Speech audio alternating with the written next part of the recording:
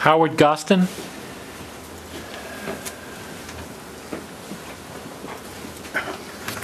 My name is Howard Gaston. I'm from Eastham. I wanted to speak in favor of approval of both the threshold and minimum performance standards. And I wanted to make 2 points along those lines. The first, you have already heard from some speakers, and I'm sure you'll be hearing more, that the standards will prevent installation of large wind turbines on Cape Cod. And most of that is based on setbacks. But if you make the assumption that the Cape Cod Commission is able to deal with conflicting noise consultants and able to develop a good technical bulletin, then the setbacks, based on the way they're worded in the standard, are essentially open-ended. They're not restrictive at all, because it allows that if you can demonstrate that a reduced setback will have minimum impact on the occupants, then the setback can be whatever you want it to be if it has minimal impact. So the argument that these standards will not allow large turbines on Cape Cod, I think, is a hollow argument. The other point I wanted to make was based on our experience in Eastham. In 2006, 2007, the town of Eastham proposed 4 wind turbines, 400-footers, 2 of which were sited much closer to residents than the Falmouth turbine. There was naturally a big fight. But the point I wanted to make is that there were 3 boards in our town who said to people who were living in the abutter communities, well, somebody has to make some sacrifices. And you can imagine what kind of wounds those kinds of statements opened to people living in the abutter communities. And it is 4 years gone since that happened, and the wounds are still there, and the wounds aren't going away. And this is going to be happening all over Cape Cod. So it's time for a regional solution for the Cape Cod Commission, the Assembly of Delegates, to take this out of the hands of people who have commercial interests in approving these projects and put it in the hands of competent people who don't have those kinds of conflicts. Thank you. Thank you. John Ford.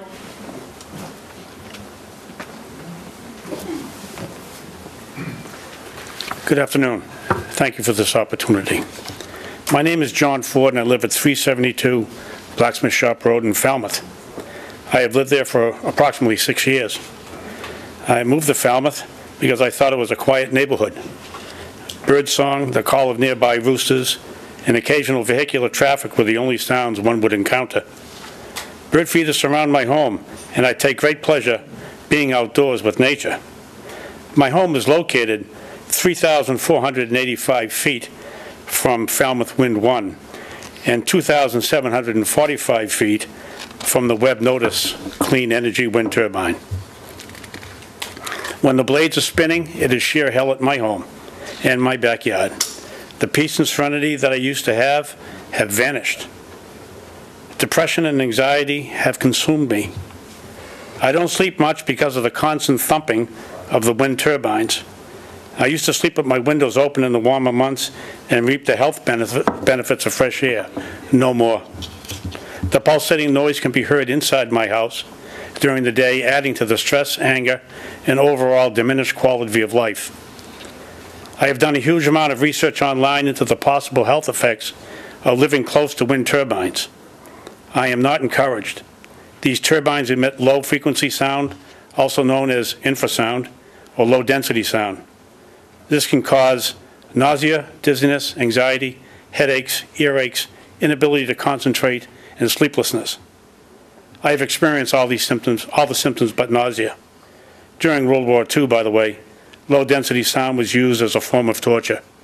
I feel tortured. I have spent considerable time researching soundproof windows and soundproof wall panels in an attempt to make my home livable once again. I will have to invest in air conditioning to cool the home in order to sleep and live like a normal human being. I don't like air conditioning, but I need to sleep. I am unemployed and will have to dig into my savings to pay for these necessities. According to the results of a peer-reviewed study made available by the U.S. National Institute of Health, the connection between noise and coronary heart disease, particularly at night, is serious. Noise is a major stressor. Since these turbines haven't been installed, my health has deteriorated, my blood pressure is off the charts, and I experience elevated heart rates. As I provide this testimony, I get further upset. I have attended and spoken at the Cape Cod Commission hearings on wind turbines and setbacks. I just can't give up. I'll continue to speak up and plead my case at future opportunities. It just might be too late for me, but I don't want another person's life abused and discarded like mine has been. Industrialized turbines and neighborhoods cannot coexist. Please pass the thresholds and the MPS. Thank you. James Rogers.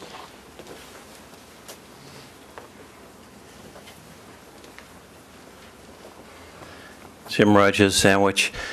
When women from Clean Power Now remind us about stakeholders, I hope we can keep in mind who the real stakeholders here are, and that is the people who live within a mile of a wind turbine and are exposed to the noise and flicker of that turbine. Those are the real stakeholders. Secondly, as Mr. Freeman mentioned, the turbine in Falmouth is either pitch control or stall control. I really forget which. I'd have to ask him to come back and explain that. But if that is true, he could be an instant hero by going to the Falmouth Selectmen and explaining exactly how the noise could be attenuated. It could be stopped instantly if that's true. Lastly, you are the elected leaders. As far as I know, you are the only elected regional leaders on Cape Cod. Please exercise your leadership and vote for these very sensible, rebuttable regulations. Thank you. Richard Elric. Good afternoon, Mr. Speaker. For the record, my name is Richard Elric. I'm a resident of Mashpee, but I also serve as the energy coordinator for the towns of Barnstable and Bourne. But I do want to point out that they have not taken a formal position on this. So I'm speaking in my capacity as a professional, as somebody who's been working in the area of wind turbine technology for over a decade. And I am certainly not one of those who's opposed to all regulation. Indeed, many of the towns, in fact, all of the towns, have wind bylaws and wind ordinances that have been effective in dealing with the turbines that have been presented in their individual communities. And when I say that I'm not opposed to regulation, I think the regulations that you have to focus on have to be directed towards what the concern is.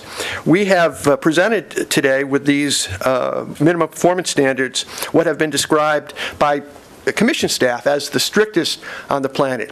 I would suggest that while regulations are important, these go too far, and I want to go through just a couple of the specific concerns I have. Certainly, at the very least, they're overbroad and unnecessarily restrictive, and especially for the smaller turbines, the science does not support the kinds of substantial setbacks that have been established in these regulations. You can look across the Cape at either the Mass Maritime Academy, the Country Garden turbine, in Hyannis. These are smaller turbines of 150 feet in the case of Country Garden, about 250 feet in the case of the Mass Maritime Academy, and these have not caused health concerns or problems for people, and so it seems to me altogether inappropriate that you would design a regulation that would negatively impact those. Going through some of the specific concerns certainly that I have, and let me also point out that these regulations are indeed inconsistent and contradictory with local, regional, state, and national policies to enhance our ability to site renewable energy, not make it more challenging. And that is precisely contrary to what some would say what these regulations do. Starting with a threshold of 65 feet, I would strongly disagree with the analogy that they should be looked at the same way we look at cell towers. Again, going back to what the policies of all of these local and regional governments have been, is to go out of their way to develop policies and procedures that will allow us to site more wind turbines. We don't have any of those kinds of considerations when talking about cell towers. So when you talk about the similarity between the two, there's a huge difference in my opinion, and we ought to be looking at wind turbines in a far different way than we're looking at cell towers. So the 65-foot threshold is a concern. Again, with the 10 times the rotor diameter requiring a 3,000-foot setback for larger turbines, this is going to make it hugely challenging to site larger turbines. And again, it isn't just this regulation. This is on top of what we're dealing with, for example, in Barnstable, where we have half the town taken up with Old Kings Highway. We have airports. And so by putting this kind of a regulation in place, it just makes it that much more difficult for towns to site turbines when they think it's appropriate in their towns. I've got great concern with the municipal waiver. In my opinion, it should be an exemption. And again, in Barnstable's case, we have installed two 100 kW turbines, very small, both of which are under 100 feet at our water pollution control facility, and those would now be subject to Cape Cod Commission review because there's two of them in one parcel. I think that's excessive, and it's not supported, again, by the idea of local home rule control. Decommissioning has already been pointed out of 120 days is far too short. Many projects, for one reason or another, go offline for extended periods of time. I think that should certainly be changed. I've got concern about much of the language in avoiding adverse visual impact section. Very vague, very subjective. Ultimately, with respect to the process that's been undertaken here, one of the first things I think that should have been done would be to have undertaken analysis to know what the implications would be for siting turbines if these regulations were actually implemented. My concern is that it's going to make it much harder for larger turbines. One of the other things that is of concern is there's some talk about rebuttable presumptions, particularly with respect to the noise, but we don't know the ability of towns or developers to rebut those presumptions because they're all going to come forward with the technical bulletins. So it may be the case that the 10 times rotor diameter setbacks set a maximum standard, or it may be a standard that's going to be exceeded in some cases because of the noise studies, but we really don't know, because that really doesn't come until the technical bulletin. Finally, let me just close by pointing out something. At a time when every day brings news and images of record oil prices, coal mine disasters, oil spills, and nuclear catastrophes, to think that we would pass regulations that would make even reasonably sized turbines, smaller turbines, community-sized turbines, subject to the burdens that go with Cape Cod Commission review, I think would be extremely unfortunate. So I would urge you to remand these back, have them be designed in a way that doesn't so negatively impact the smaller projects and municipalities' abilities to develop these kinds of, yes, indeed, revenue-raising opportunities. Just a quick question. I understand very well your... Oh, sorry. I understand your objection to the standards because they might prevent turbines, and they certainly don't promote turbines in your view, right? Do you have any comment on the safety issues and whether you think they would have any effect on people's health, safety, noise?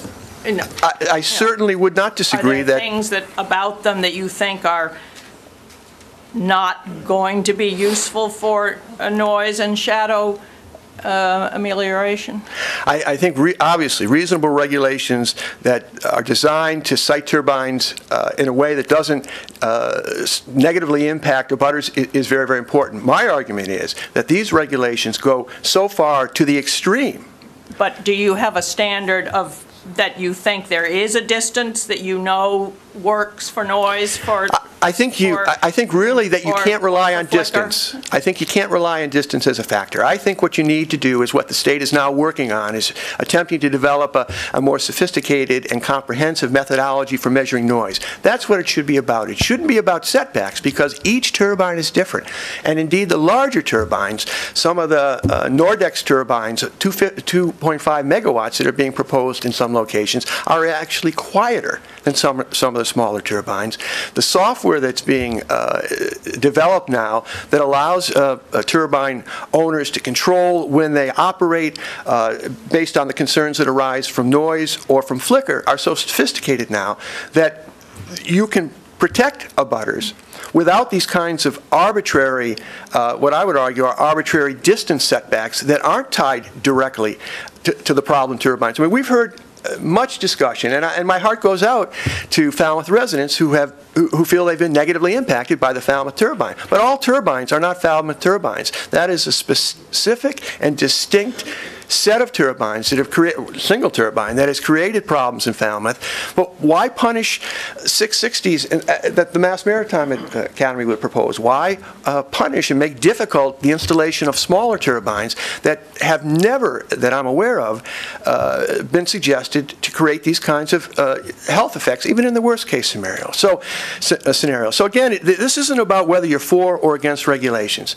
It's about whether or not the regulations that have been presented for your vote meet the needs that have been that are required to protect health, or whether they go too far and will make the siting of mid-scale. But do you have any point of where they go too far?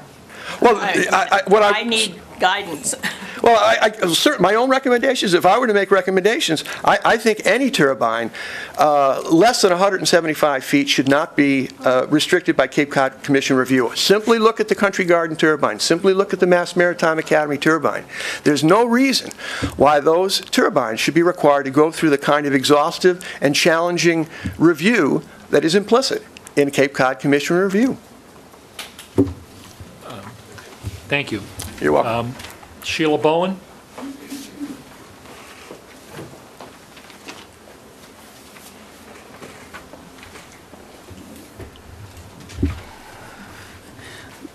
My name is Sheila Bowen. I'm from Harwich. I'm a little bit dizzy, so I just wanted to address a couple of things. I came before you last November, and I urged you at one point in the very beginning of discussions to make the MPS and the thresholds stronger. I would like to see them have the strength of the regulations in Europe, where they are 1.5 miles from homes. I would like to see them at a distance where we are not concerned about the health and safety of our residents on Cape Cod. But I also understand that this is a threshold. This is just a point for review. And as Mr. Gaston said earlier, if the developer or the town can prove that the turbine that they are proposing will not harm residents of their town or any neighboring town, then the project can go forward. And I don't think that that's an unreasonable request.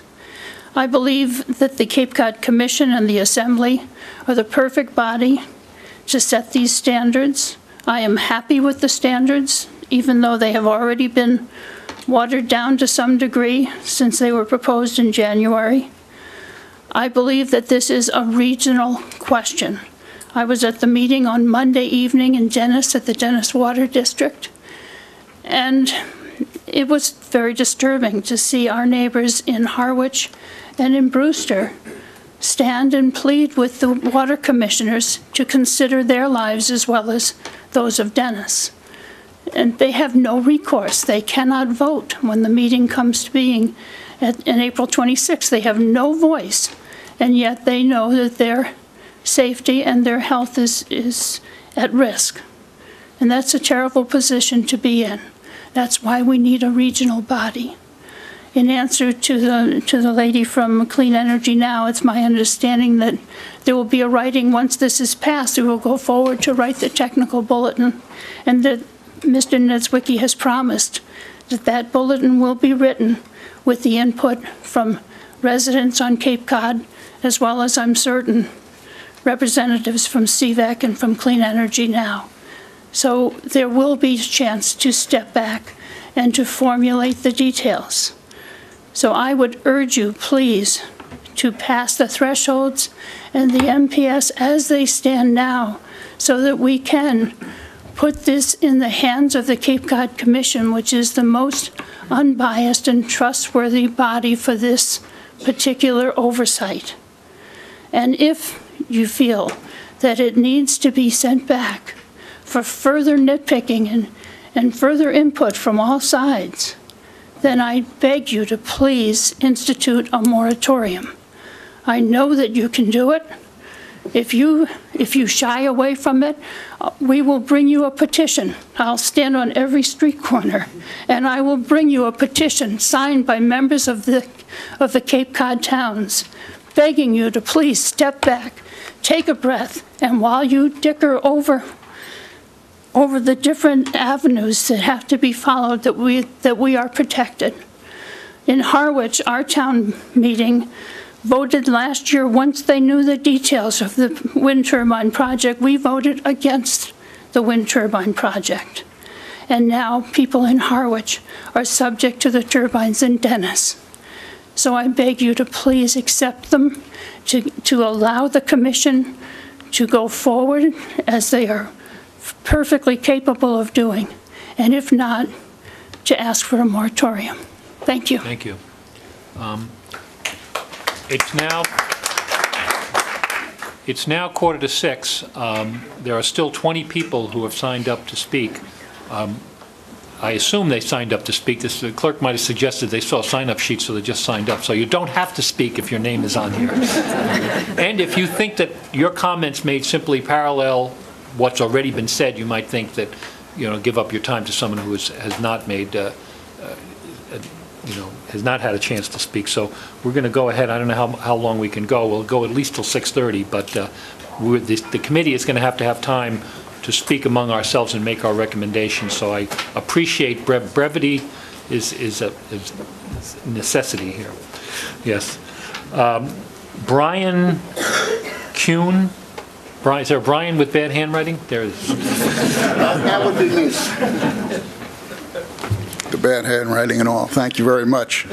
Good afternoon. My name is Brian Kuhn. I am founder and vice president of development of a wind energy turbine company located in Plymouth, Massachusetts, named Aeronautica Wind Power. Aeronautica builds a 225 kilowatt and 750 kilowatt machine. We are the United States' only American-owned and U.S.-built turbine company, and it happens to be right in your backyard in Plymouth. I didn't know if people knew that. I am also a professor over at Cape Cod Community College. I teach the wind college classes over there. And I am a former chairman of the Plymouth Energy Committee, involved when we passed the bylaw in Plymouth. So I've been around wind energy and solar since 1977. I thought you might just like the perspective. I know there's a lot of people out there who like to take pot shots at the industry. Here I am. But actually, we are... As Aeronautica, we are actually in favor of many of the things that towns are looking for right now. We went into the mid-scale business because we thought towns would object to the giant king-size machines, and there would be some pushback on that. So we brought out the mid-scale machines as commercial machines, and we thought that they would be more acceptable. So there's a give and take to this whole process. But I thought you might like the benefit of our experience of just looking around the country, actually around the continent, as we work with other towns and our experience. There's about 4 quick comments I'd like to make. I recognize the challenge you have. I compliment you on trying to grapple with these tough issues. But one of the first issues is watch your definitions on these things. The devil's in the details, as we all know. And when you talk about things like where turbines would be allowed on setbacks as long as there is no building or dwelling with that's designed for human occupancy. Are you talking about sleeping? Are you talking about doing business like a business would do? Are you talking about a shed, an outbuilding? Are you talking about a parking garage? These are the details that people start to argue about all the time. When it comes to the 10-time setback, please understand that that is about 5 times as far as we've seen anybody else in the country talking about. Obviously, there's a need for setbacks. You don't want these things right in your backyard. There should be, though, a correlation to the noise of a machine, not the size of the machine. The various speakers were correct here. Ironically, you've picked a 660 kilowatt wind turbine as your benchmark. Those machines only come into this country from India and China. Speaking personally now, I mean, we manufacture a 750, okay, but that 750 is quieter than the 660s that go out there. So it's the same size.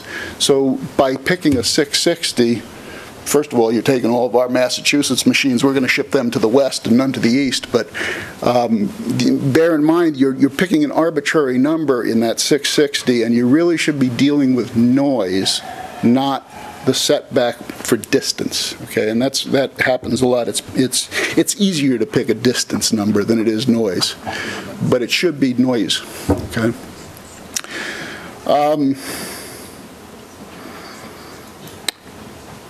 Third thing I wanted to touch on was the decommissioning security deposit.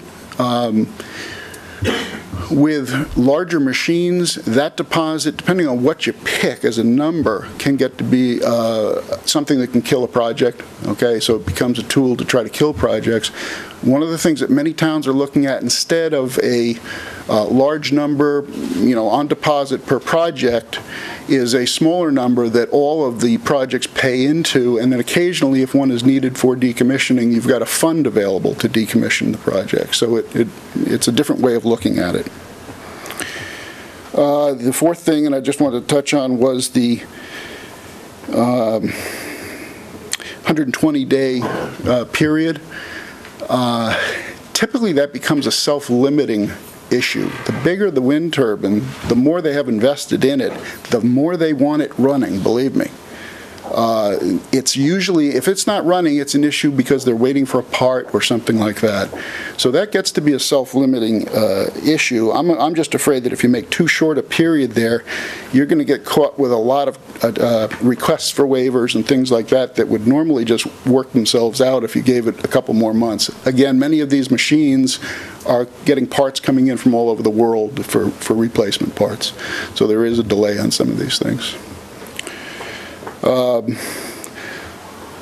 My only concern about that 660, again, is that you pick that number and it goes down into writing, and all of a sudden it becomes the de rigueur standard that everybody's going to kind of look at, and they're going to not look at the noise. They're going to look at just that size. And please, you might want to consider making that a 750 machine, which is the new today's standard that used to be a 660. Thank you. Linda Salmon?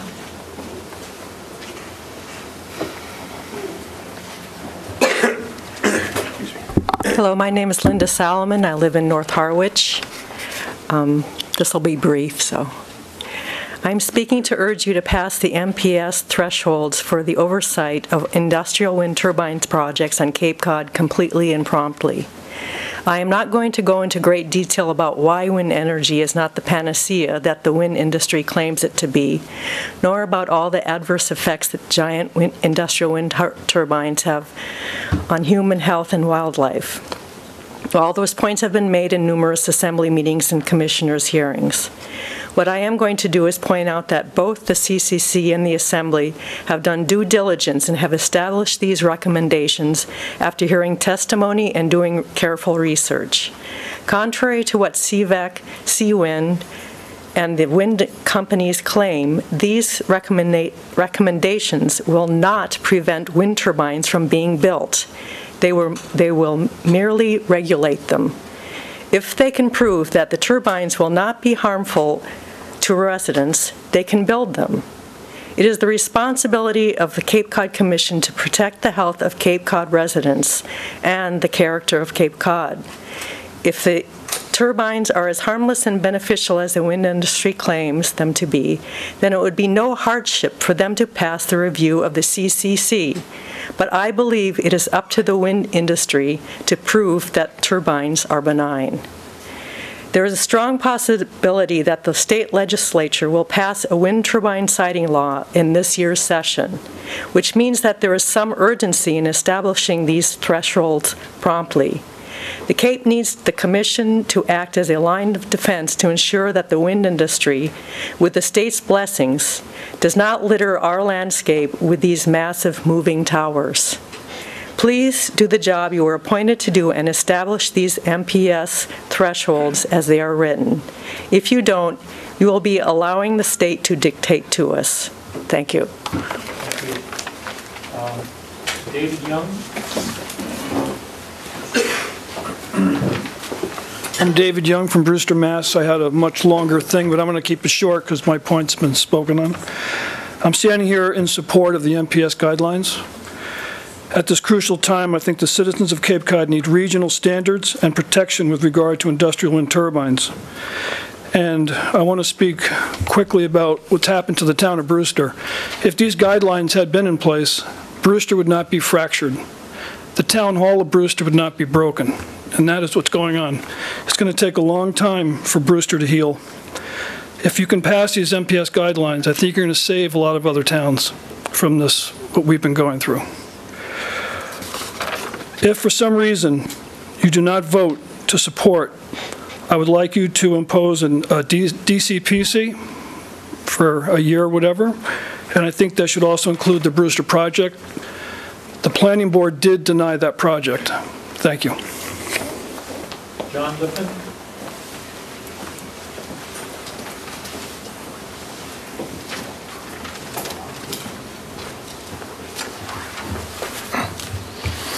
Thank you. For the record, my name is John Lipman from Lipman Development Strategies. I'm here to ask you not to support the draft wind enabling regulation. Are you representing any group? No. No. I'm here to ask you not to support the draft wind enabling regulations proposed by the Cape Cod Commission. And it's not because I'm against reasonable regulations. We are, in fact, you know, the Commission has reasonable regulations and they're trying to get reasonable regulations, but I believe that these regulations are somewhat reactionary and will essentially end meaningful wind power on Cape Cod. I think that Rich Elric already addressed a lot of the issue about setback, stressing the need to rely on the science of noise and acoustics rather than arbitrary setback distances. So just for the sake of time, I'll skip through that. The requirement limiting shadow flicker for any residents to less than 10 hours per year is 1/3 of the very conservative guidelines that are codified in a lot of the local laws. These guidelines of 30 hours per year are used in projects throughout the nation and in other countries and have worked very successfully. So really the question is, why are these much more restrictive bylaws being proposed? What are they based upon? And why are they required when in fact there is no such requirement in state law?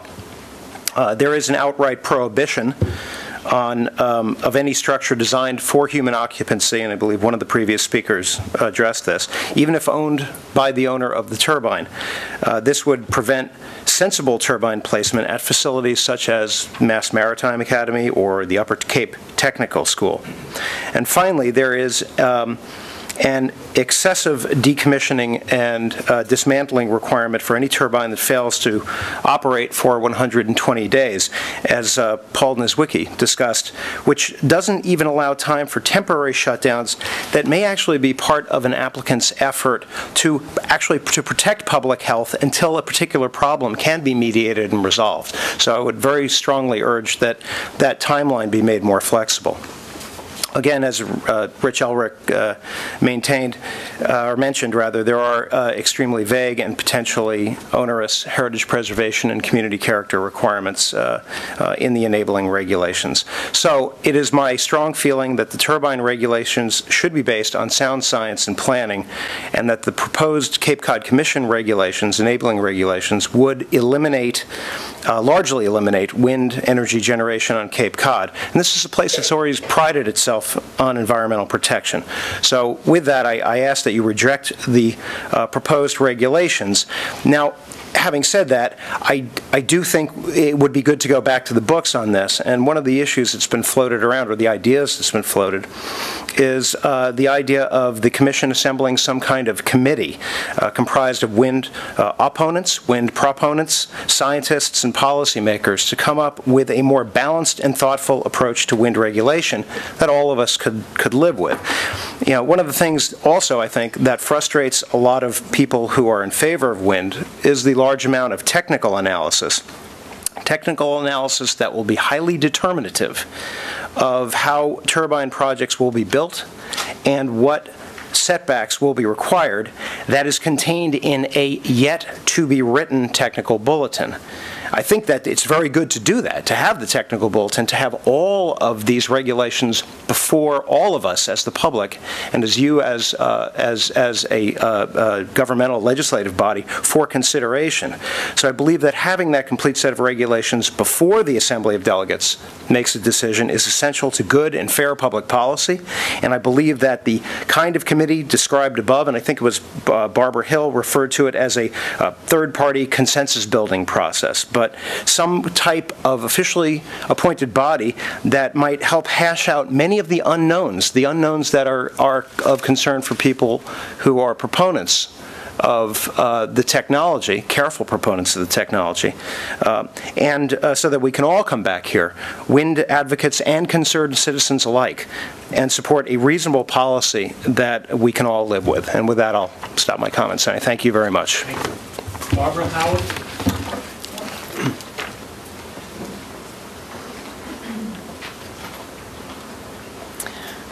My name is Barbara Howard. I live in Harwich, and I would like to urge you to vote for these thresholds and standards.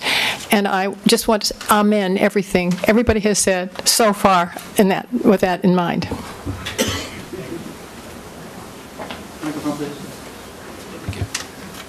Eric Bibler? We've received a lot of comment from you, Mr. Bibler. I hope you're not going to go over all of it again. I was just gonna make a joke about that. I was gonna say I could go on forever, but I'm gonna try to follow your dictum. Cut to the chase is what we're doing. All right. So Eric Bibler, Save Our Seashore. The very first thing I want to do is I want to thank all of you. I didn't have the pleasure of attending your meeting last November when you considered this, and I also want to thank so many people in this room, really everyone. I know that collectively people have spent hundreds and hundreds of man-hours, on this topic, and I recognize many people from both sides from these commission meetings and various hearings. And I think this is a very important topic, and I want to start by stating the obvious. I think we all recognize that there is a problem here that needs to be solved, and everyone's very dedicated to trying to find a solution to it. Two problems, really. One is that this type of development has very consequential impacts. I'm not going to list them all. I'm not going to get into those types of things, but we all recognize they have impacts, and people can argue all day long over the degree and the severity of them and that kind of thing. The other thing is that there's a complete lack of regulation, other than various town bylaws that may address a piece of this. And you're not isolated in that problem. I have cited before that the outgoing Attorney General of Connecticut, on his last day in office, before, surrounded by his boxes, heading off to the U.S. Senate, noted that in Connecticut, where the first wind turbine project is before a siting council that would be very similar to what you would end up with if WESRA passed, which is a state siting council that has no ties to the local community and has no responsibility to really there's no local control. He stated that the situation there was essentially lawless, and he was quick to say the applicants weren't breaking the law, there just were no laws. All of these laws that we have enshrined in our hundreds of years of tradition, for every other type of development, try to take into account things like human health and safety, preservation of natural and cultural resources, historic preservation, and the right of residents to the reasonable use and enjoyment of their property. So that's what the special permitting process attempts to do in every town, and those are all social values or social goals that are worth preserving. So every time I've come to one of these things and I've heard the proponents argue against these restrictions, which we are supporting with qualifications, I've always heard the argument that if you do this, then we won't be able to build any wind turbines. And I think it's fundamental for everyone to understand that wind turbines are one type of argument, renewable energy is a goal, but those things have to coexist with all of these other values, which I think all of us agree are legitimate. So the whole purpose of this attempt here is to try to institute a review process. This is an argument about process. There's really no point, I'm thinking, to stand up here and talk about the individual pieces of this unless one of them is so offensive that you can't stomach it. We need a process, and that's what this is about. Now, if this body does not want to ratify the threshold, the trigger for a review, that 65-foot height requirement, which the executive director of the commission has given you reasons why that's basically non-negotiable and objective from their point of view. If they don't want to ratify that and they don't want to ratify the minimum performance standards, then I would say it seems very simple to me anyway. You can talk about it forever. You can try to get better regulations, but you can't continue to expose your residents to this complete lack of regulation and all the kind of evils that we've seen play out on Cape Cod over the past several months. So I don't think you have an alternative if you don't want to embrace these. I don't think you have an alternative other than a DCPC. And I just want to say very quickly, I think that you're all incredibly blessed to live in this unique place. Cape Cod is just an amazing place. And you all have the incredible good fortune to have this regional planning commission at your disposal. Most areas of the country don't have anything like this. And when we've heard all these issues, you have a professional staff. They can keep abreast of technology. They're committed to an open and transparent process. They took the entire file from the Bourne hearings, every scrap, they posted it online. No one does that. I have records requests with the town of Brewster and with other entities. I can't get the most basic of records. The Cape Cod Commission presides over a transparent process. They don't have a commercial interest. You've seen this map that was in the paper the other day where 3 towns come together. 2 towns have nothing to say about it. They're completely disenfranchised. There's a boundary issue there. The other town, actually this autonomous water district, has total control over that situation. Finally, this does not substitute for local control. Something like WESRA or the Connecticut Siting Council does, okay? But what this does is you have this professional planning staff, you have this established process. No one can argue they aren't regional impact. They're doing all the heavy lifting for these planning boards. I've met many of these people, and these planning boards are volunteers, or these zoning boards, or the energy committees.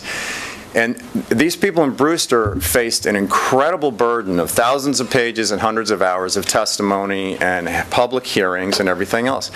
The Cape Cod Commission will preside over that process.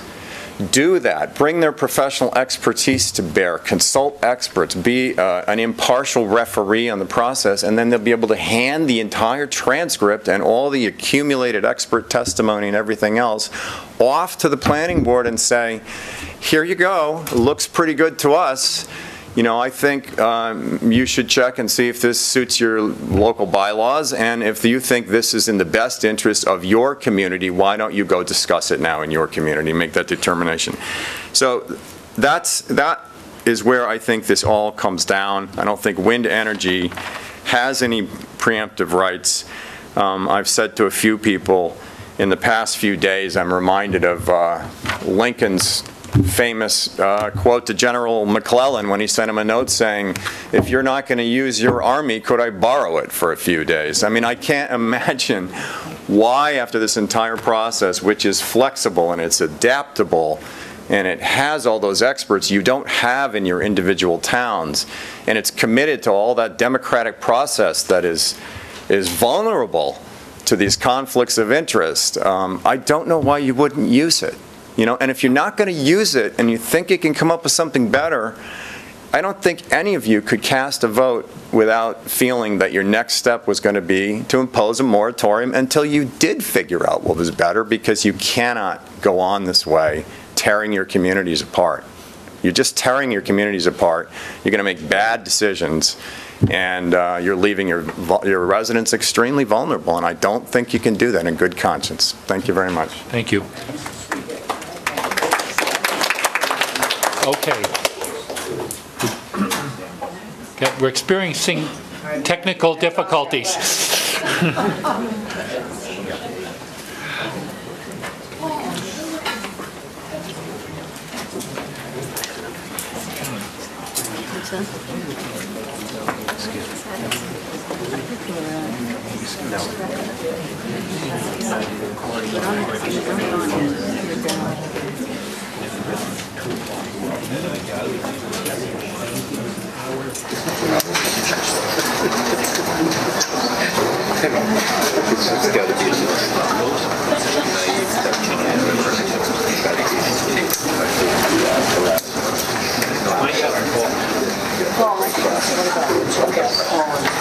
You all set?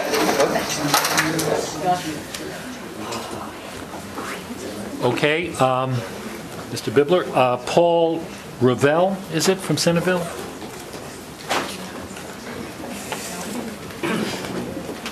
Uh-oh, he's got a tie on. This must be... Yes. Okay, members of the Assembly of Delegates, my name is Paul Revere, and yes, I have a tie on, which... Sound the alarm. Yes. I have a tie on, which means I'm an attorney. I represent John and Patricia Economides and the Jet Realty Trust. There's an old saying that you have much more respect for the enemy you know than the one you don't know. Well, I'll tell you why I'm here. I'm here because I have clients who don't want a large industrial wind farm built next to them. Mr. Lipman wants one built apparently next to my clients.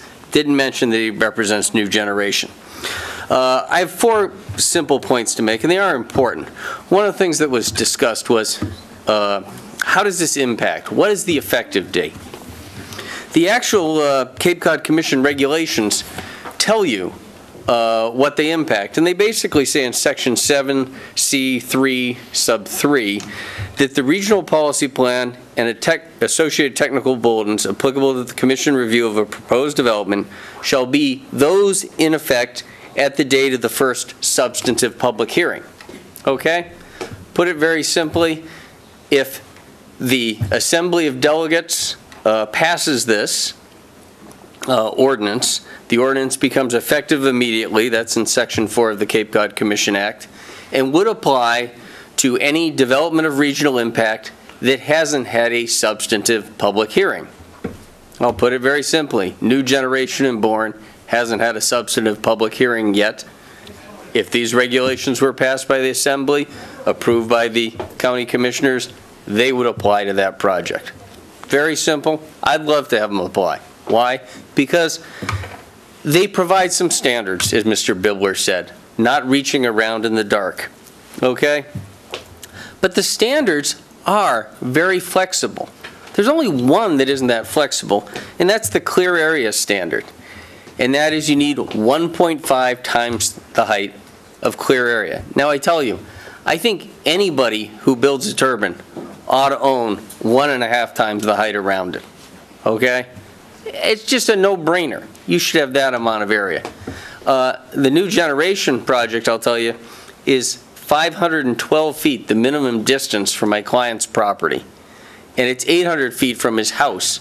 And when I say 512 feet, he has a buildable lot next to him that he could, if he wanted to build a house, he's got a problem. It could be 600 feet or less away. But the other things, noise, and flicker, they set a minimum and say, if you meet this requirement, 10 hours for flicker, 10 times for distance, we're done. This is a done deal. You meet our requirements. If you're less than 10, then we look at site-specific impact. And that's something, this was such a canard that was put forward. Oh, well, the standards are too vague. This is what land use law does every day. They look at standards, probable benefit versus detriment, the classic of special permits, more detrimental to the neighborhood. They are vague, but it's what land use law is about. But let me just say, the standards don't say, no, you can't have a wind turbine within 10 times the rotor width to a building. It just says, if you're less than 10 times the rotor width, you've got to show us that you're not impacting this. And when I say impact, we've had people speaking who've had real impacts on their life. I want to give you an idea about flicker impact, and I'm using it straight from New Generations. Okay, from their studies, the document sitting back there.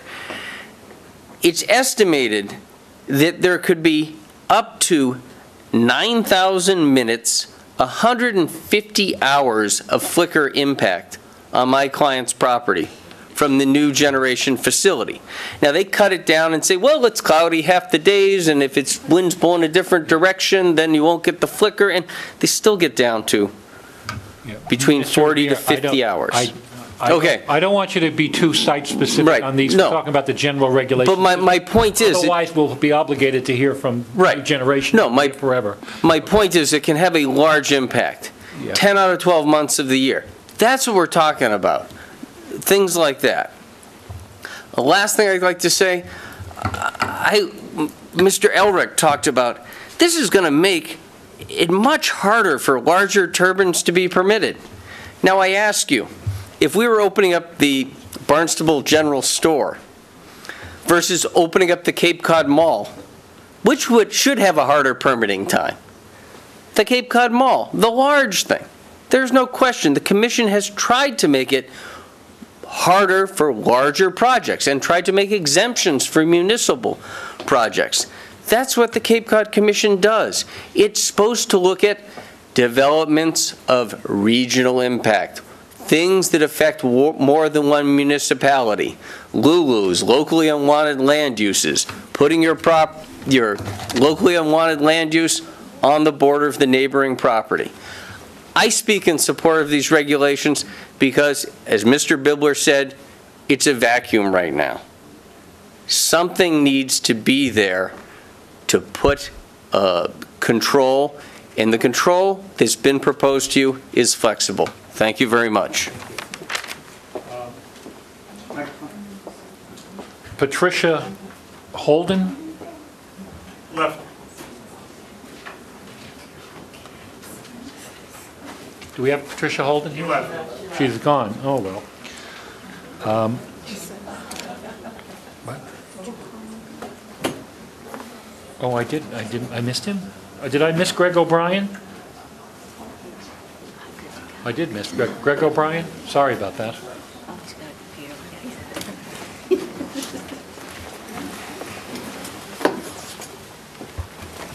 You'll take Patricia Holden's spot. Yeah, she's probably nicer than me, but I'll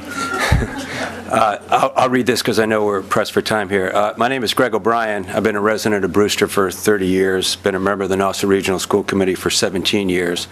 I'm a wind turbine supporter, a consultant, a writer, editor, and publisher. I've written several books on preserving the Cape's environment. I also have another conflict. I'm a close neighbor of Charlie Sumner, Brewster's town administrator, who will be speaking today, and Charlie and I borrow each other's tools, and I borrow more than his. So I'm not a scientist or an engineer, and I can't answer your questions on logarithms, but I started coming to the Cape in 1953, so I guess that gives me a place in line for an opinion. While I agree that the regulatory process embarked on today is good, and it makes sense at 10,000 feet, but at ground level, the way the proposed regulations are written, it is tantamount to a moratorium on wind turbines, I believe. Like all wind turbines, everyone declares, and I've heard that today, certainly no one is against wind turbines, but not in our backyard. Cape Cod, as we know, is a narrow, dead-end street. It is filled with homes near the shoreline where the wind is strongest. To assume that there will be no conflict, no opposition, no issues with respect to turbines is to assume that there will be no turbines. For turbines like homes will be proposed near the sea, not in areas where there is no wind potential. Look at today's historic windmills. These regulations, I believe, are far too restrictive, in my judgment, in terms of specifics related to size, clear zone, flicker, and setbacks. It is my strong feeling that turbine regulations should be based on sound science and planning, not misinformation or any hysteria. The proposed Cape Cod Commission regulations as written, would eliminate wind energy generation on Cape Cod, a place, as the speaker said earlier, that has always prided itself on environmental protection. There is a bolus of myths and misinformation on turbines that are circulating in the public. As I've said before, the internet is a wonderful thing, but an apprentice at a car mechanic shop can come off as a brain surgeon. A house painter can sound like an engineer. Turbine opponents time and again have advanced comments on wind turbines relative to size, noise, health effects, and real estate values that are simply not correct and have not been peer reviewed. That is a matter of public record. There is no credible evidence of medical impacts of turbines, yet opponents cry foul, make statements that are not correct. I heard today that there is a 1.5 mile distance in Europe from homes distance from turbines. I've been to Europe, been there a couple months ago, been to Ireland many times. I can tell you that the turbines are in people's backyards. If I told you to look over there at that wall at the color tan, and then told you to forget the color tan, likely you can't get tan out of your head. And in time, that might annoy you, not because it's causing you health problems, but because you're aggravated. You have sleeplessness, excuse me, I was polite. You have sleeplessness, nausea, rage, high blood pressure, elevated heart rates, perhaps for other reasons. The color tan may have become your whipping boy because you just don't like it. My wife and I, like others, for example, sleep with a fan on at night 12 months a year. Beauty is not in the eye of the beholder, but the hearer as well. We live in a talk show host environment today where the loudest individual wins the day. Over-the-top statements puts us by a sea of like-minded clappers. We teach our children that, and we wonder why they bully their peers. What we need to do is we need to have sound discussions on turbine based on facts and based on experts. There are opponents to everything. If we take the position today that if individuals are opposed to a project, it cannot move forward, then not another school, police station, or fire station will ever be built in America. And they are all built near residential areas. Fairness in these proposed regulations need to be applied to both sides of the property line. Equal protection under the law cuts both ways. Everyone says they're in favor of alternate energy. Look at the gas pumps, Japan, Libya, look at the national security issues. But the response is that we don't want them near our residential areas. I'm asking the Assembly to take a close look, to put more study in, to look at both sides. I think both sides have merit, and look for the expert opinion on both sides. Thank you very much. Okay, thank you. Can I ask one question? Sure. Yeah. I was interested in the myths and misinformation, and I wondered which of the standards were mythical or... No, I wasn't talking about your regulations, ma'am. I was talking about misinformation on the health effects. Do you have any comments for or against these particular standards? I think they're too restrictive. In what way? Well, I think in terms of the distance, I think in terms... Because you don't need that much distance to be safe? Right. Is that what you're saying? Exactly, yeah. And I said before, I'm not an engineer, and it's awkward to be put into place of an engineer, but I know something about turbines in terms of being involved with projects in the past, and I just asked the Assembly to keep an open mind to both sides. Yeah, okay. I need specifics. Well, all I would say, ma'am, on specifics is that my statement stands that there are a lot of specifics I've heard today about turbines. I'm only interested in the specifics of the standards proposed and what you think would be a better maybe the best way to answer is that I think you're correct. You don't have the specifics yet and you don't have the guidelines yet. And so with all due respect, I would ask you not to move forward until you have those specifics, because you're right in asking that. Okay, thank you very much. We have I know we're all getting hungry, so we should think about cruising along here. Have Dave Peterson, is it, Falmouth? Is there a Dave Peterson here? Maybe I'm mispronouncing that. That's Peterson? Okay, Janet Polito, Yarmouth? Janet? Hi, thank you for giving me this opportunity. My name is Janet Polito. I became involved in these issues because I live in Yarmouthport. The town of Dennis wants to approve a turbine that is closer to the residents in Yarmouthport than in Dennis. The town of Dennis is now spending their taxpayers' dollars to join a lawsuit in defense of the private company that wants to build this project for its own private savings. That particular turbine would be 25 stories high across from the boardwalk and the sunset at Bass Hole, Yarmouthport. How does that make sense? I'm here today because I'm hoping you will adopt these regulations to protect the residents of Cape Cod. Many of us have worked a lifetime to own our homes. We live here on the Cape for the serenity, the peace, and the beauty of the area. Please help protect us against those who would use government subsidies to make a profit at the expense of the private homeowner. We look to you to pass these regulations to properly site wind turbines. Thank you for listening. Keith Mann, Bourne? Okay. Thank you. Thanks for having me here. Name's Keith Mann from Bourne, Buzzards Bay. Very close proximity to a project that's being proposed, and I support wind. I ask that you don't support these thresholds or standards. I feel they are too restrictive. A lot of people said some stuff I wanted to say today, so I won't get back into that. But I think standards are a good thing, and standards should be adopted. But I think they should also be done on good science-based decision-making. I think it was a good suggestion to put together a third-party panel to review this and come back with quantifiable standards that can protect both sides of renewable energy. These standards do not promote renewable energy in Cape Cod, and I ask that you don't support them until we can create standards that are scientifically based. Thank you. Mr. and Mrs. Robush, is it Ron Robush, or is there a Robush here? No? Robeson? Okay. Brian Elder, Falmouth? We have a Brian Elder? Well, we have Catherine Elder. Okay. I'll be brief. I'm Catherine Elder. I live in Falmouth, 1,300 feet from the Falmouth Wind Turbine 1. I'm here representing the citizens of Cape Cod today, asking that you support these standards and thresholds as an excellent and well-considered basis with which we can go forward.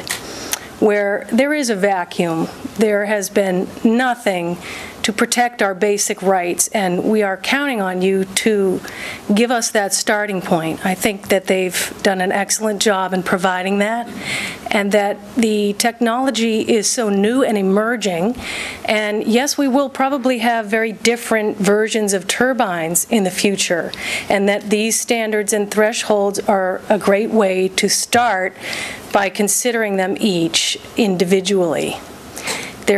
There's going to be some evolution in these things, no doubt. We don't know everything there is to know in order to protect the citizens. I just urge you to please give us somewhere to start, or at least put a moratorium until we can have a better way to protect citizens' rights in the future. Thank you. Thank you. John Carlton Foss from Falmouth. I have a draft here, so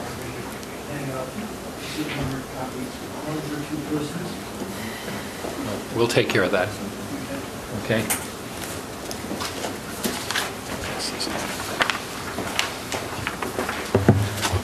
I actually want to say an additional thing first. Thank you for giving me the opportunity to talk.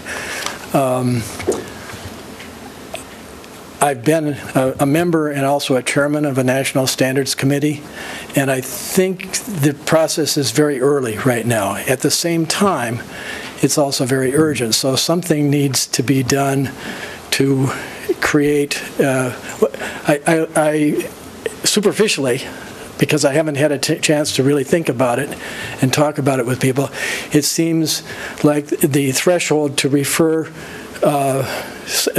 cases to the Cape Cod Commission might be a reasonable way of proceeding. The standard, unfortunately, is not ready yet.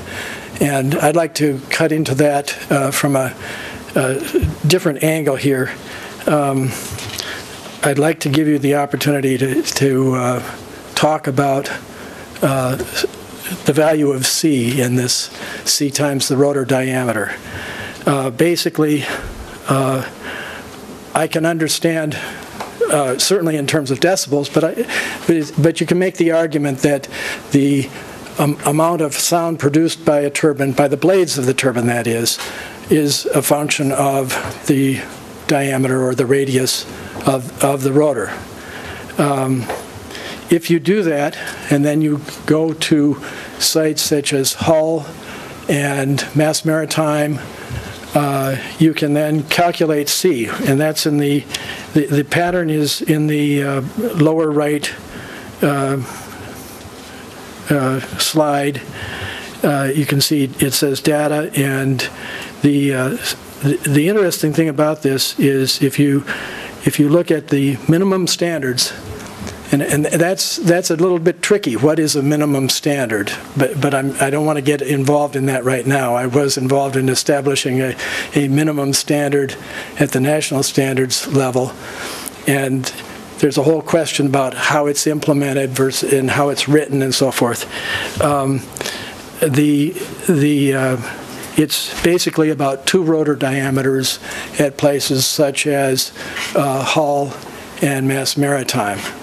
If you go to the lower end of that, it's something like 1.7. So it has been demonstrated that people can live just fine at 1.7. They're very happy.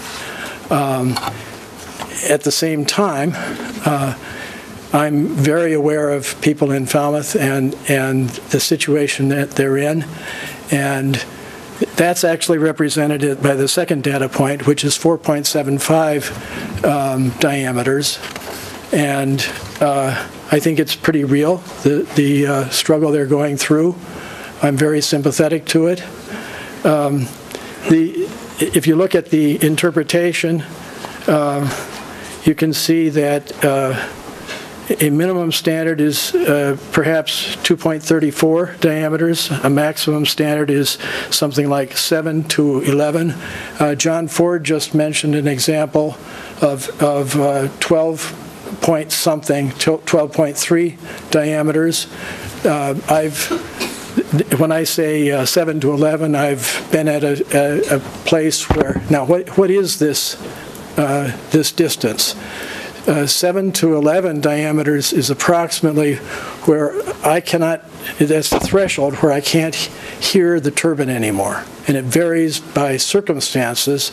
If it's very quiet and the turbine is loud, it may be farther out. So that would be John Ford's example. Just a question, Mr. Foss, is that there's a provision in these minimum performance standards that if someone could demonstrate that the noise level was not too onerous that they would be exempted from the minimum setbacks for noise. Right. Right. And you're suggesting that this data that you're presenting us, which is a little bit over my level. I didn't take any physics or anything, but that could be presented at the time to the commission in conformity with that provision, that they could show on an individual project, they could show that it was not, that the noise level would be such that they could be exempted from the minimum setbacks. Well, I think the issue is at what point does something get referred to the Cape Cod Commission? And I would think that you could go even higher than 10. You might want to go to 12 or even 14. I mean, you may note that I have printed in here standard for no impact 10 or more. In the same way that minimum standard for acceptability is 2 or maybe even less, because we don't know how close people really can be to the turbine. Maybe they can live right under it and they're fine if for some people. But another point I would make is in that entire range from 0 to 10, well, maybe it's 8 or something like that, people can hear the turbine. So then the question becomes, what is their reaction to hearing it? What is the threshold for being bothered by it? And how do we address that question? Well, I understand that. I'm just trying to. I don't want to give the committee more information than they can take right now. You are in the wonderful position of potentially having to make a decision about that. Yes, I know it. I don't envy you. Thank you. Okay.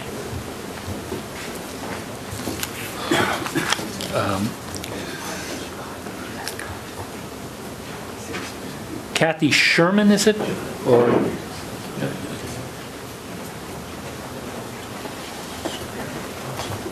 I'll keep it brief. I do want to point out that... identify yourself. Oh, Kathy Sherman. Okay.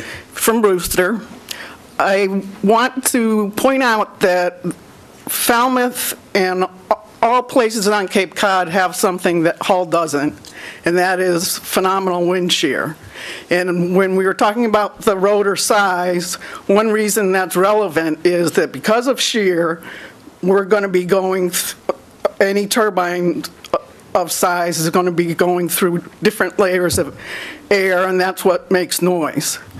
So that needs to be a factor. When Vestas gives their number, they give it for normal wind shear, like Hull has. Hull also has a much better wind resource. People have protested the 1.5 times clear zone. That's in the model Massachusetts bylaw. So I would like to see even stricter limits, because the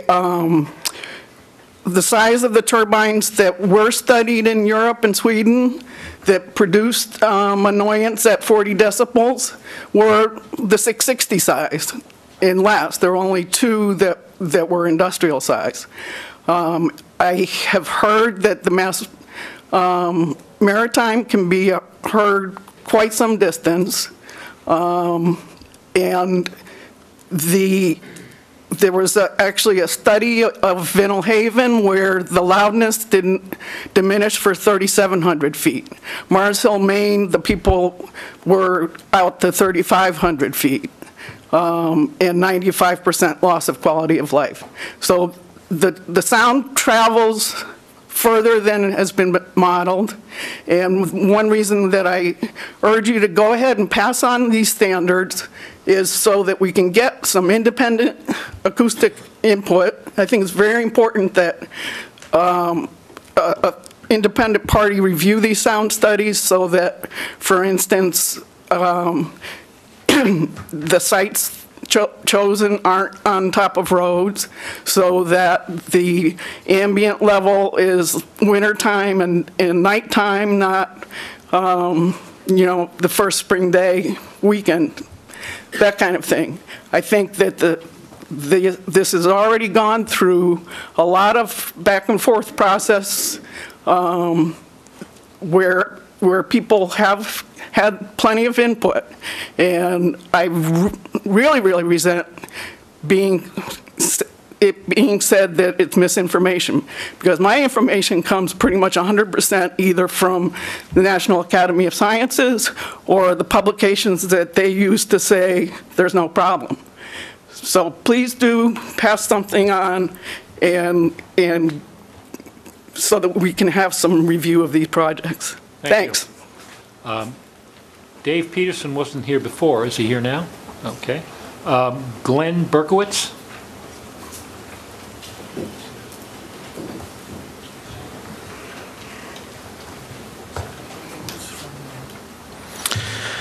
Thank you, Mr. Chairman, and or whatever I'm supposed to call you, and other delegates. I'm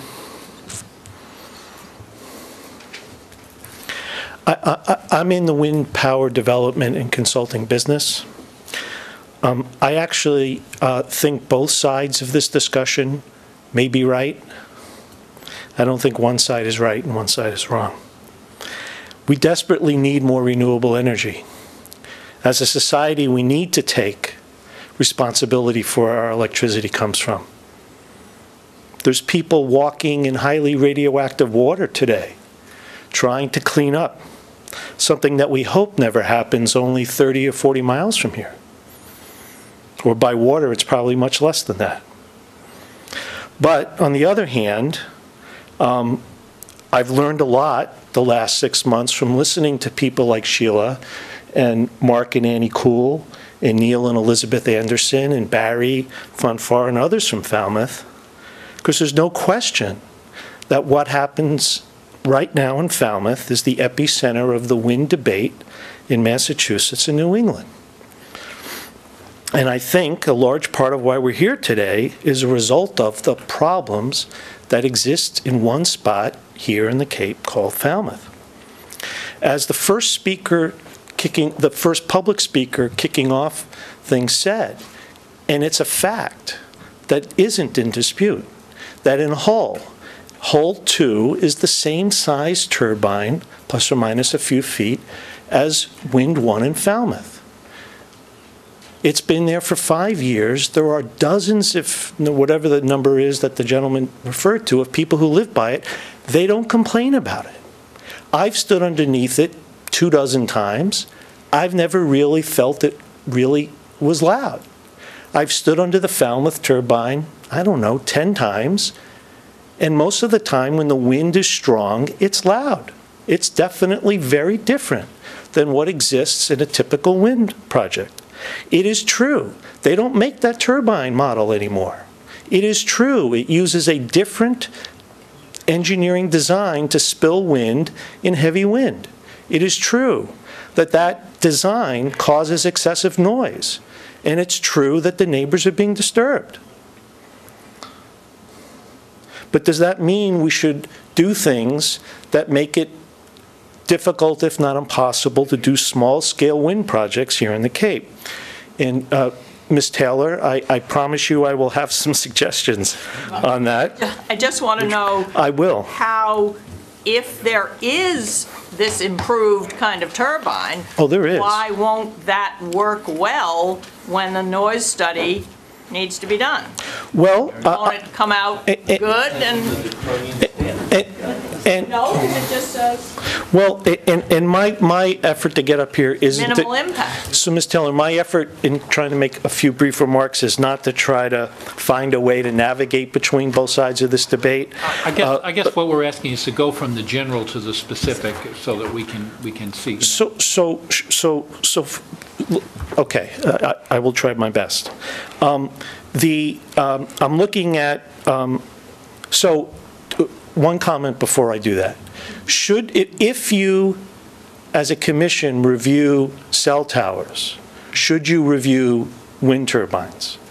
As a wind advocate, my answer is yes. I can't see any reason to say that you shouldn't, as a commission, review a 200-foot tall wind turbine if you review a 200-foot tall cell tower. I mean, even though I love and support wind, I support all the people who spoke today in encouraging you to pass some sort of review guideline. I think the staff have done an admirable job in trying to find a balance. Whether they're there yet or not, I can't give you that recommendation, but I can, Ms. Taylor, point out a few things to you that I would encourage you to consider as you debate for yourselves whether or not the commission has got there. On MPS E1.8-noise, several speakers, I think, mischaracterized what this actually says, so I'd like to focus on it.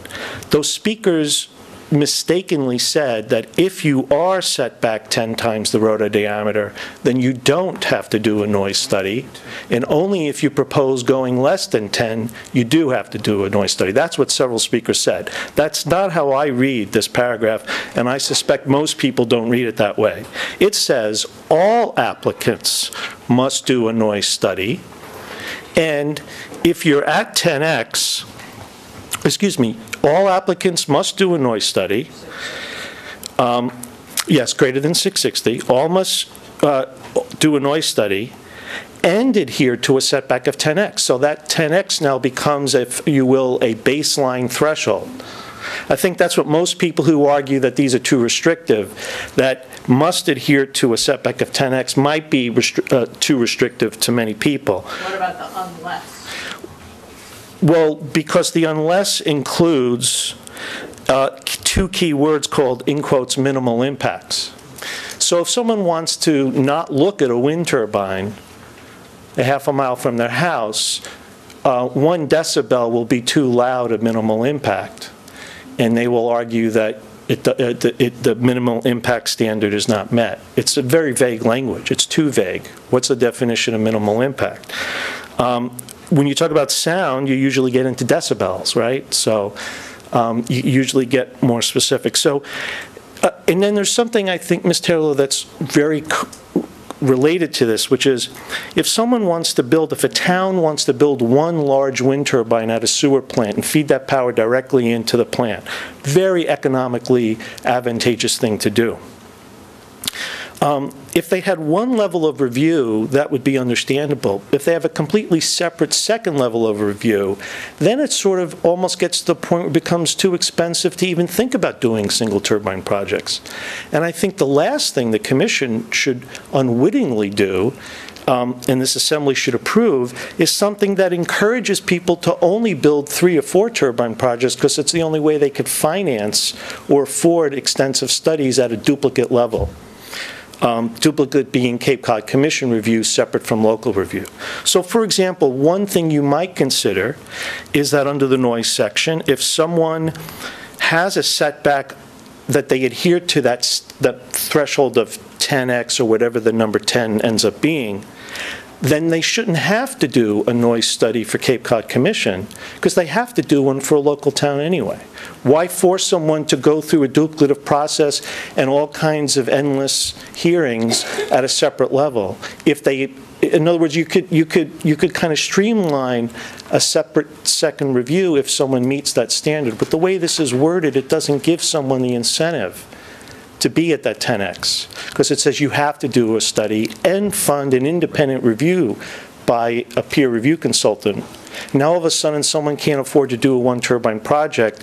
That's where I think people, or some people, are suggesting to you that these could unwittingly make it more difficult to build wind.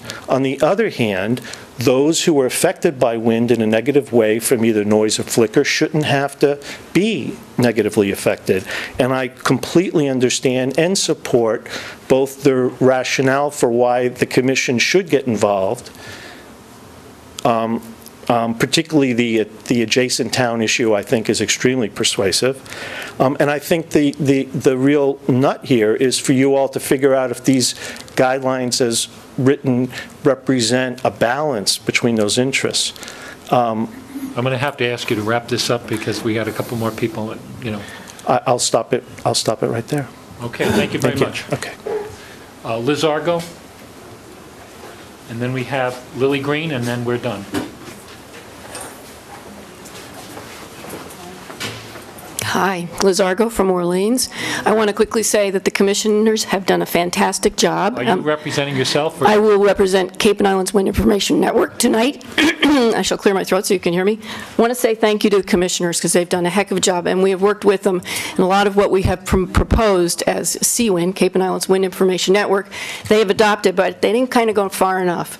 So we know we need wind standards on Cape Cod, but these current minimum performance standards are not really standards. They are an opportunity to allow judgment on wind be levied based on minimal impacts and adverse impacts, and we don't have those definitions. The Brewster situation is a great example of why the commissioners themselves won't be able to conduct accurate and adequate review of wind installations using the standards that are proposed in this newest version of MPS. We had a situation where the Brewster Planning Board was overwhelmed by facts and a great deal of fiction. Indeed, one of the board members based his vote to deny because he was unable to get through the material. That is, those are his words. This is exactly what's going to happen to the commissioners. So you either need to go back to having extremely loose standards that don't have this judgment based on minimum impact and adverse impact, as we did back in the summer, or you need to allow a real technical bulletin to go forward with real standards. And Ms. Taylor brings up some real good points. We need some science before we can develop these standards. We can't write them in the environment and in the process that we just went through since last summer. I do think it's interesting that the groups that are ideologically dead set against wind on Cape Cod, who we've heard today, are all speaking in favor of the minimum performance standards in front of you.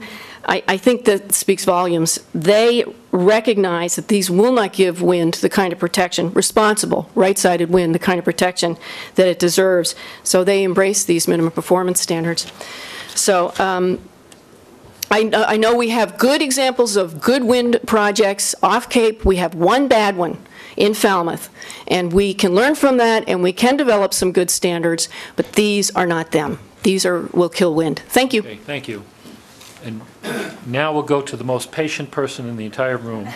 The last one on our list, Lily Green, besides us. I mean. Thank you.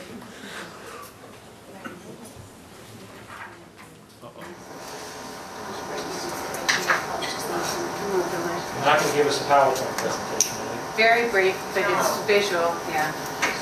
How brief is brief? Very brief. I'm telling you, it's really brief, my presentation. Really brief.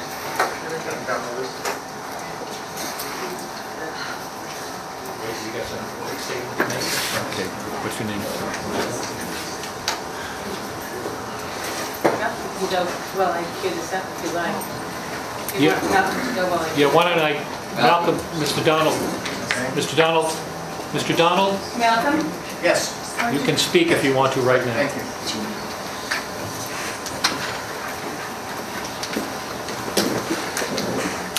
Yeah, Malcolm Donald from Falmouth. Yeah, I guess I'm tired of hearing that Falmouth is the only place there's a problem. There's a problem in Falmouth. There's a problem in Vinyl Haven, Maine. There's a problem in Mars Hill, Maine. There's a problem in out in DeKalb, Illinois. We heard all about that from a couple of residents who came to the Wareham meeting, Zoning Board of Appeals meeting a couple weeks ago. It's just not true. Falmouth is not the only one. Falmouth may be the poster child here, but it's got a lot of company, and that really needs to be known, and that yes, yeah. You know, people can make comments about these standards, whether they should be better or they should not. But we need to have some standards. I would have liked to have seen some other things. I proposed a property value guarantee by the developer. I think that would go a long way. But I would urge you to vote these standards as you see them. Thank you. Thank you. mic over here. Thank you, Steve. Okay. Lily Green, Wellfleet, and I thank you for the opportunity to speak today. And I know it's been a long afternoon, so I've crossed a lot of things out. I'll try to be as brief as I can. I would like to first address the threshold of 65 feet.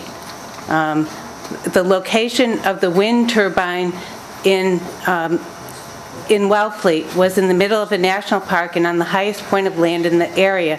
The trees at that location were approximately 15 feet tall, And this is a graphic from the National Park. It shows you the situation on the whole Lower Cape. The salt spray acts as basically a lawnmower, giant lawnmower. So therefore, the tree level is determined by the height of the beach. So if you go down into a valley, the trees grow up. But as you go, if there's a hill on the other side and you go up, the tree line doesn't go up. The trees keep on getting shorter. And so a 65-foot wind turbine in the national seashore towns may indeed tower over the towns 50 feet or more, or 5 stories higher, once a concrete pad is underneath. And this is in a town where the 2-story buildings are the highest buildings ever. Even a 65-foot wind turbine is out of scale and woefully inadequate for all of the seashore towns. While the people on the Lower Cape are not many and the voting percentage of the Assembly of Delegates is low, the land mass is great. And I think that's a really important point here. This 65 feet is huge on the Lower Cape. I believe the minimum performance standards are also woefully inadequate. The minimum performance setback of 10 times the rotor diameter of the proposed turbines from the nearest receptor is wrong on 2 points. Number one, a receptor should be the nearest property line, not a building. This renders the rest of the property unusable. 2, the 10 times the rotor diameter is a standard used in Australia and New Zealand between turbines. The distance between turbines, not between people and turbines. And if this is based on the state of Wisconsin is extremely lax in their standards. And that is just the facts. And I will say that rigorous scientific studies on 3 continents that I am aware of show conclusively that industrial wind power plants, which wind turbines are, their power plants, should not be placed any closer than 1.24 miles from people. This is a minimum. They make people physically ill, just like the people in Falmouth. The people in Falmouth are not an anomaly. They are the norm. We went to Australia and New Zealand this year, and we interviewed over 25 people in 3 different areas where there are wind turbines, industrial wind power plants. And people were physically ill. I mean, they were physically ill all over the place. And research in Australia shows that people who live even 6.3 miles from industrial wind power plants are seriously physically ill since the turbines started spinning. I've provided ample information concerning adverse health impacts. This is not fiction, it's fact. And it's scientifically rigorously stated in the form of this CD to many of the people on the Assembly. How many of these slides do you have? I don't have very many. Okay. We've already gone 10 minutes on one, and we haven't got much time. Plus, you have to tell us whether you're for or against these. Right, okay. Are you recommending they not pass them because they're not restrictive enough? Well, what I'm saying is that they're very important because they're important because of Deval Patrick's mandate in his vision. And I believe if you do the math, it's actually about 1,000 wind turbines in the state of Massachusetts if the Wesver bill, as has been filed, will be passed. The U.S. Department of Energy had this map, which shows that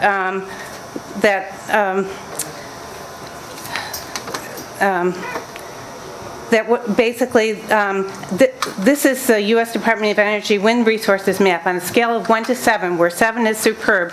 Most of Cape Cod is a 2 or a 3, which is marginal or fair. But look what happens if the 2010 version of the Wind Energy Siting Reform Act is passed this year. The map changes dramatically, and 100% of Cape Cod becomes ideal for wind. Nothing has changed. We're talking about the same map that the DOE put out. But my question to you is, where do you think 1,000 wind turbines are going to go? That is the reason why these thresholds and minimum performance standards are so important, and the Cape Cod Commission is so important because it is one of the only regional planning boards in the state with legislative authority that is a stopgap between the state and the citizens. With WESRA of 2010's, the towns would have lost local control and the state mandate would have ruled. And so what I'm saying to you is Cape Cod is a fragile environment with a unique historic character. Where we live has an attraction for tourists around the globe. The Cape Cod Commission, and I would think the Assembly of Delegates, have the duty of care to protect and preserve Cape Cod we cherish and the value and the quality of the life that we cherish. These are our fundamental rights that Cape citizens so highly value. I believe that the citizens of Cape Cod entrust that the Cape Cod Commission and the Assembly of Delegates have the duty to protect their health and safety. A major reason why I chose to live in Wellfleet was because of the beauty of this area and the quiet, tranquil, natural environment. The scale of the human imprint upon the land and the absence of industrial noise and absence of industrial visual impacts are very important. So if the regulations that are before you are voted on and do pass, I ask you to, which I do urge, and this is a compromise for me because I really believe that they are inadequate, but I think we have to start somewhere. I do ask you to ask the Cape Cod Commission that in developing their technical bulletin, they accomplish the following. They keep the citizens of Cape Cod safe, that these technical bulletins do not adversely impact the citizens and visitors from a health standpoint. They do not adversely impact Cape citizens and visitors from an amenities standpoint. The reason why people live in an area and what keeps them in the area, that they do not lower the real estate values of people's property, and that there's a property guarantee that's put in place to safeguard the property values and to buy out any property that is adversely impacted, that they do not adversely impact tourism, and that they are written with the Cape Cod Commission using a truly independent consultant, that they accurately measure pure sound that is not averaged, that it takes into account the very complicated and varied aspects of noise emitted from industrial wind turbine power plants and provides accurate measurements by independent noise and psychoacoustician experts that actually measure the impact of noise on people, that noise is monitored accurately from multiple sources, both outside and inside structures by independent noise and psychoacoustician experts, that the burden of proof is placed on the industrial wind tower, the burden of proof to ensure the safety of people and the environment is placed on the wind power developer, and that the minimum performance standards are reviewed and updated periodically based on additional science-based studies that emerge.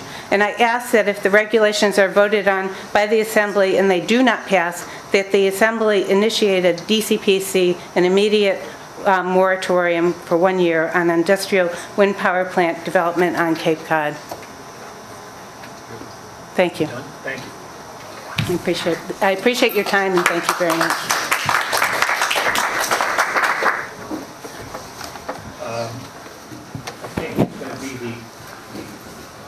Desire of the committee to continue this hearing until next week. So it's going to be like Dancing with the Stars. You're going to get to see the performance, but then the decision won't come until the next session because it's already 7 o'clock. It would take us an extensive amount of time to debate among ourselves as to where we're going to go. So you don't, you sure? I mean, if you want to stay for... I agree with what you just said. Okay, good. Well, what I need is a motion to do that. Oh, well, first we'll move to close the hearing to public comment. Okay, so... Continue it until 2 o'clock. Seconded. Yeah, all those in favor say aye. Aye. Now, we've continued... And continue it until 2 o'clock Wednesday, 20th. committee discussion. Okay. All those in favor say aye. Aye. Opposed? Okay, we will continue this for this internal discussion among the committee members. 2 o'clock on the 20th. Thank you all for your patience.